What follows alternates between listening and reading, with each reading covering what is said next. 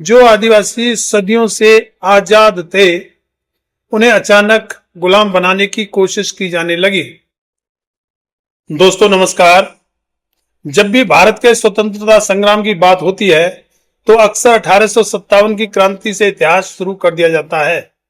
लेकिन सच्चाई यह है कि अंग्रेजों के खिलाफ विद्रोह की चिंगारी उससे लगभग 100 साल पहले ही भड़क चुकी थी और इस चिंगारी को आग में बदलने वाला पहला महानायक था तिलका मांझी, एक ऐसा आदिवासी योद्धा जिसने सबसे पहले अंग्रेजी हुकूमत को खुली चुनौती दी, जिसने अपने लोगों के अधिकारों के लिए हथियार उठाए और जिसने साबित कर दिया कि आजादी की लड़ाई केवल बड़े बड़े शहरों से ही नहीं अपितु जंगलों और पहाड़ों से भी लड़ी गई थी।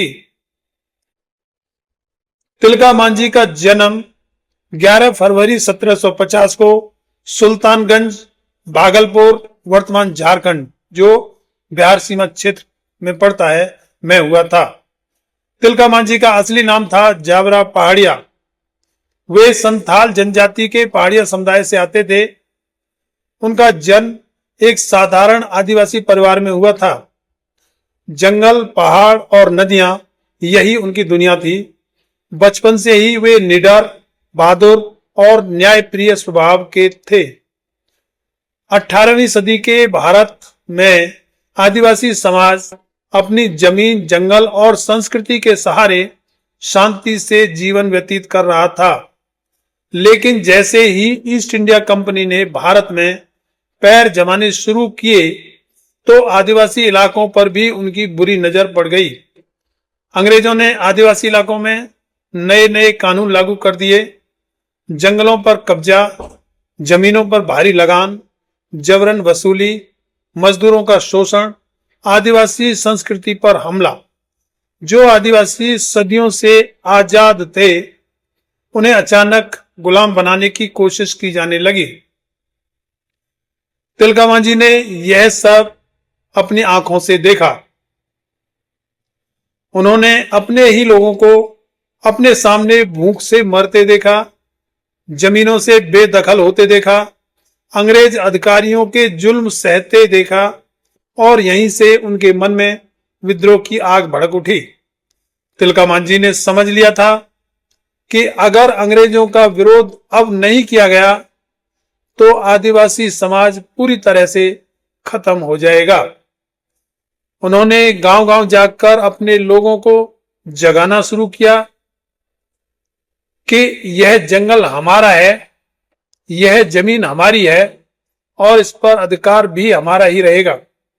उन्होंने अलग अलग आदिवासी समूहों को एकजुट किया और युवाओं को प्रशिक्षित किया। तीर, कमान, भाले और अन्य पारंपरिक हथियारों से उन्होंने अपनी सेना तैयार की। यहीं से शुरू हुआ भारत का पहला संगठित आदिवासी स्वतंत्रता आंदोलन। तिलका मांझी ने अंग्रेजों के खिलाफ गुरिल्ला युद्ध की रणनीति अपनाई। वे अचानक हमला करते, जिससे अंग्रेजों को भारी नुकसान पहुंचाते और जंगलों में गायब हो जाते। अंग्रेज सैनिक आधुनिक हथियारों से लैस थे, लेकिन जंगलों के रास्तों पर असली राज तो तिलका मांझी का ही चलता था। उन्होंने कई अंग्रेज चौकियों पर हमले किए, लगान वसूलने वाले अधिकारियों को बार बार खदेड़ा। धीरे धीरे अंग्रेज समझ गए थे कि यह विद्रोह कोई छोटा आंदोलन नहीं है। साल था 1784। भागलपुर का अंग्रेज कलेक्टर ऑगस्ट क्लीवलैंड आदिवासियों पर अत्याचार का सबसे बड़ा चेहरा वो बन चुका था। उसको सबक सिखाना जरूरी था। तिलका मांझी ने तय किया कि अब वार सीधा दिल पर होगा। एक दिन उन्होंने अपने तीर से क्लीवलैंड पर हमला किया। कलेक्टर बुरी तरह घायल हो गया। यह घटना अंग्रेजों के शासन के लिए बहुत बड़ा झटका थी। इस घटना के बाद अंग्रेज बुरी तरह डर गए थे। उन्होंने तिलका मांझी को पकड़ने के लिए पूरी सेना झोंक दी।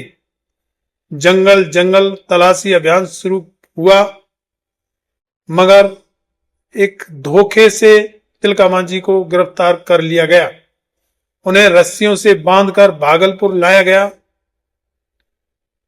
जहां पर अंग्रेजों ने तिलका मांझी को जनता के सामने 13 जनवरी 1785 को एक बरगद के पेड़ से लटकाकर फांसी दे दी।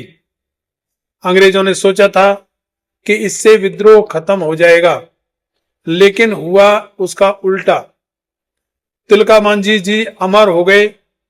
उनके संघर्ष का इतना प्रभाव पड़ा कि तिलका मांझी का विद्रोह आगे चलकर प्रेरणा बना।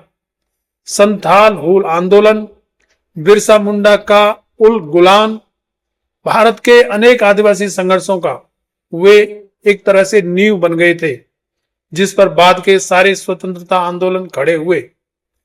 तिलका मांझी जी आज की पीढ़ी के लिए संदेश देके गए कि दोस्तों, आजादी हमें यूं ही नहीं मिली, इसके पीछे तिलका मांझी जैसे हजारों गुमनाम नायकों का बलिदान छिपा हुआ है। लेकिन अफसोस यह है कि इतिहास की किताबों में उन्हें वह स्थान नहीं मिला जिसके वे असल हकदार थे।